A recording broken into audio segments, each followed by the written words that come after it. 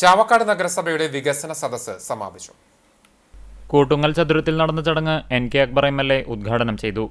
നഗരസഭാ ചെയർപേഴ്സൺ ഷീജ പ്രശാന്ത് അധ്യക്ഷത വഹിച്ച ചടങ്ങിൽ നഗരസഭയുടെ വികസനക്ഷേമ പ്രവർത്തനങ്ങളിൽ പങ്കാളികളായവരെയും വിവിധ മേഖലകളിൽ വ്യക്തിമുദ്ര പതിപ്പിച്ചവരുമായ പ്രമുഖ വ്യക്തികളെയും സ്ഥാപനങ്ങളെയും ആദരിച്ചു.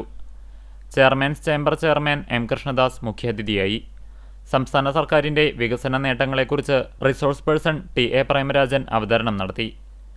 നഗരസഭയുടെ വികസന നേട്ടങ്ങൾ senior public health inspector M Shameer അവതരിപ്പിച്ചു. സ്റ്റാൻഡിംഗ് കമ്മിറ്റി അധ്യക്ഷരായ Shahina Saleem, PS Abdul Rasheed, Bushara Latheef, advocate AV Muhammad Anwar, Prasanna Dive, councillor MR Radhakrishnan തുടങ്ങിയവർ സംസാരിച്ചു.